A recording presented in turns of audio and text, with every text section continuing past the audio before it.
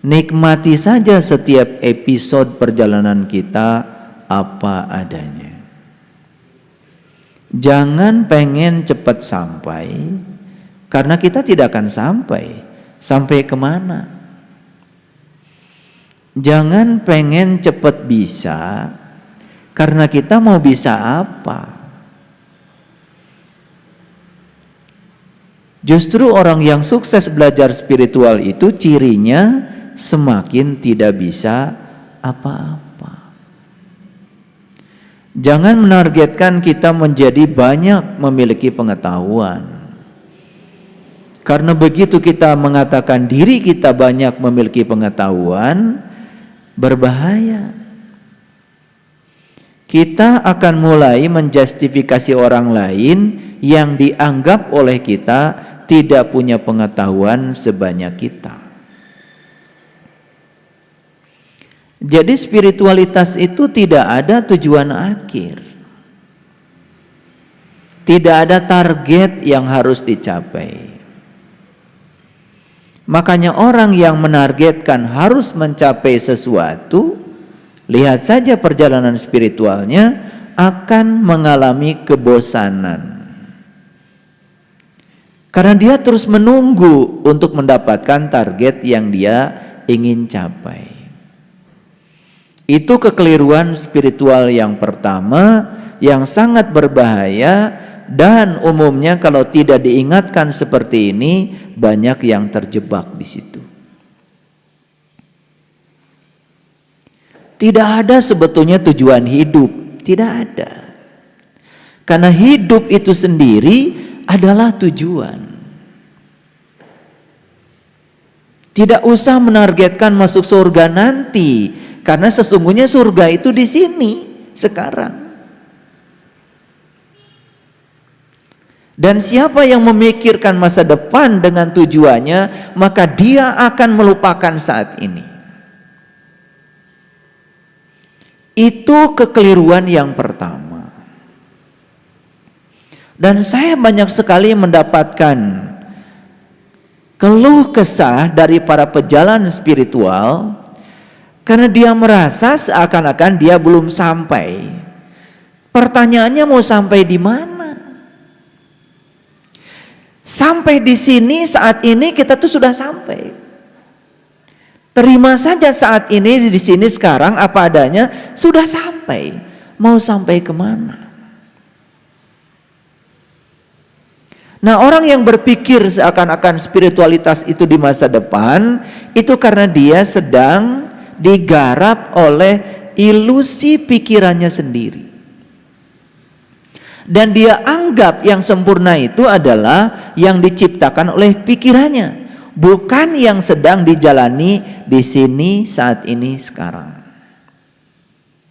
Padahal yang sempurna itu yang sedang kita jalani, yang nyata saat ini, bukan yang direkayasa oleh pikiran kita sendiri. Itu yang pertama. Yang kedua, kekeliruan spiritual yang dialami banyak orang adalah mencoba membandingkan dan menilai diri kita seakan-akan lebih baik dari orang lain. Banyak yang mencoba membandingkan dirinya lebih baik dari orang lain, lalu ketika dirinya merasa lebih baik dari orang lain, yang terjadi adalah dia mulai menilai orang lain. Bahkan lebih jahat lagi, dia mulai menghakimi orang lain. Sehingga proses penghakiman itu terjadi, yang seharusnya penghakiman itu tidak terjadi bagi seorang pejalan spiritual. Begitu ada penghakiman, dia mulai terjebak oleh benar salah. Mulai ada terjebak oleh baik buruk. Itu kekeliruan yang kedua. Kekeliruan yang ketiga yang tidak disadari adalah mencoba menghubungkan spiritualitas dengan benda, kejadian, atau hal-hal yang bersifat supranatural. Ada orang yang belajar spiritual kemudian mendapati benda-benda yang dianggap goib. Dapat merah delima, dapat keris ajaib, katanya peninggalan para leluhur, dan lain sebagainya. Itu bukan spiritual.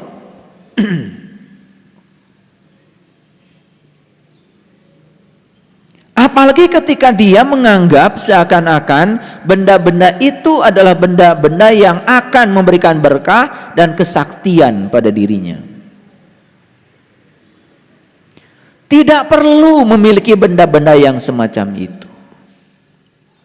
Milikilah akhlak yang mulia, milikilah pikiran yang suci, milikilah tindakan-tindakan yang menyenangkan bagi orang lain.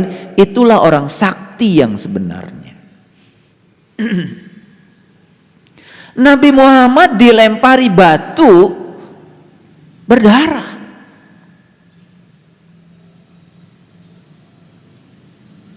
Karena beliau ingin menunjukkan kepada kita bahwa beliau itu tidak mengajarkan hal-hal yang di luar natural. Tidak mengajarkan hal-hal yang supranatural. Beliau mengajarkan hal-hal yang alamiah. Natural berarti alamiah. Kalau beliau berdagang, ya terkadang untung, terkadang rugi. Beliau hidup, terkadang sakit, terkadang sehat. Beliau menunjukkan kepada kita bahwa beliau terjebak juga oleh hukum-hukum dunia sepanjang beliau masih ada di dunia. Jadi tidak mungkin ada orang yang melanggar hukum alam.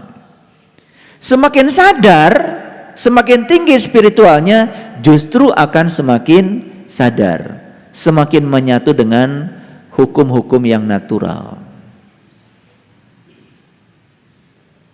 Terkadang kita sering merasa diri kita istimewa ketika mendapati sebuah kejadian, apalagi kejadian itu sesuatu yang kita inginkan terjadi. Lalu kita merasa seakan-akan keistimewaan sudah kita miliki karena kita bisa mengendalikan kejadian. Padahal yang istimewa itu adalah mereka yang sanggup menerima apapun yang terjadi apa adanya, bukan yang memaksakan sebuah kejadian. Nih. Saya mau pulang nih. Saya bisa menghentikan hujan nih. Ketika dia bertekad begitu, benar-benar hujan berhenti, padahal memang hujan ingin berhenti, tapi diklaim kejadian itu seakan-akan keistimewaan diri, karena diri yang meminta hujan berhenti. Itu sudah bukan spiritual. Itu sudah terjebak dalam kesombongan. Itu sudah terjebak pada proses pendiktean semesta, seakan-akan semesta itu harus takluk pada keinginan dia. Itu bukan spiritual.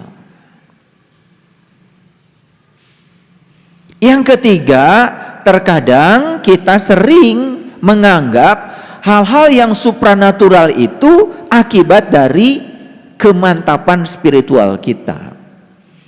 Itu proses pengklaiman yang semacam itu, jelas itu adalah kekeliruan spiritual.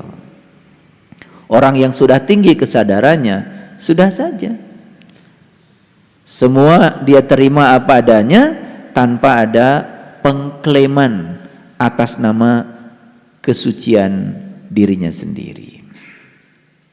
Yang keempat adalah meminta penghormatan. Ada orang yang menganggap dirinya sudah mencapai tingkatan spiritual tertentu, tetapi butuh penghormatan. Bahkan penghormatan yang dia butuhkan itu justru dari orang-orang yang dianggap oleh dia belum mencapai tingkat kesadaran sebagaimana dia. Banyak nggak yang kayak gitu? Banyak.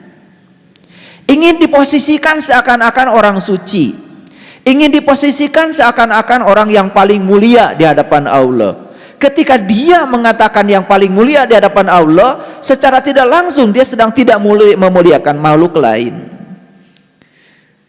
Itu dikotomi namanya. Karena dia tidak sadar kalau Allah itu sebetulnya meliputi semesta raya, meliputi semua makhluk, meliputi semua benda yang beliau ciptakan. Ada nggak yang seperti itu? Belajar spiritual tetapi mengemis-ngemis penghormatan. Contoh sederhana, kalau saum ini adalah spiritual, harusnya orang saum tidak mesti minta dihormati oleh orang-orang yang tidak menjalankan saum.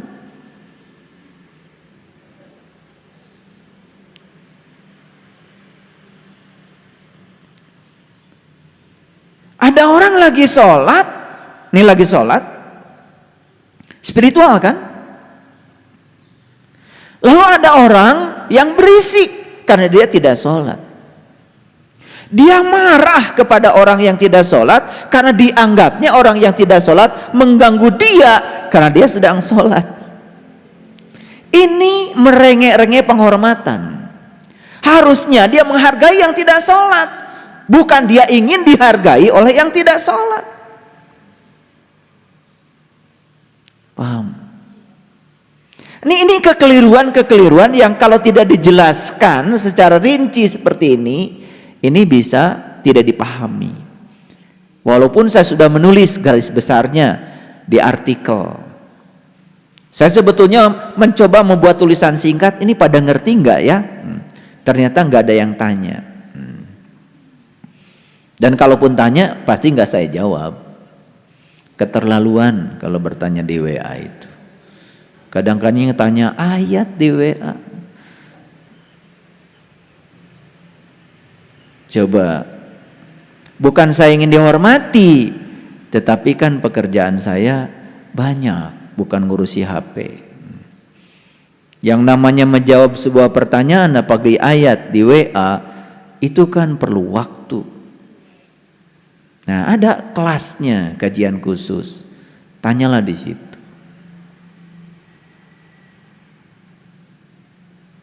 Saya coba satu orang dijawab. Mulai yang lain juga. Nih kalau 30 orang tanya 30 ayat, sudah seperti apa itu WA grup kita?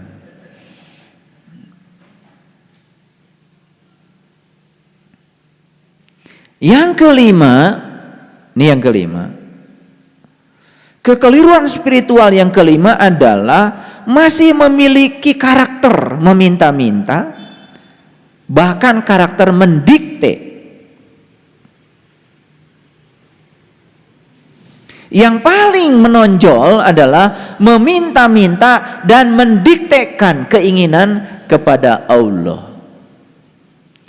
Spiritual macam apa yang semacam ini?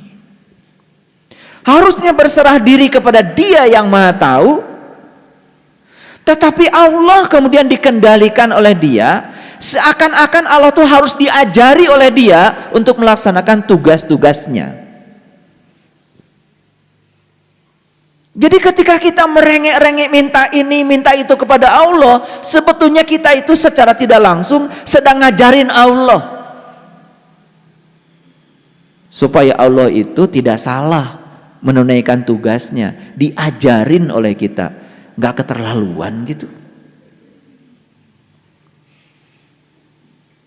Itu sebabnya hari ini saya akan mengangkat topik ini lebih dalam. Kalau hari ini kelihatan seperti kuliah, karena hari ini memang saya membuat tulisan itu sudah terpampang. Makanya hari ini saya akan membahas bagaimana sih cara memuja dan memuji Tuhan yang sebenarnya. Karena banyak yang salah. Tuhan yang gaib di rumah yang dibuat oleh dirinya sendiri, katanya Tuhan ada di situ, disembah luar biasa. Tapi Tuhan yang nyata diremehkan.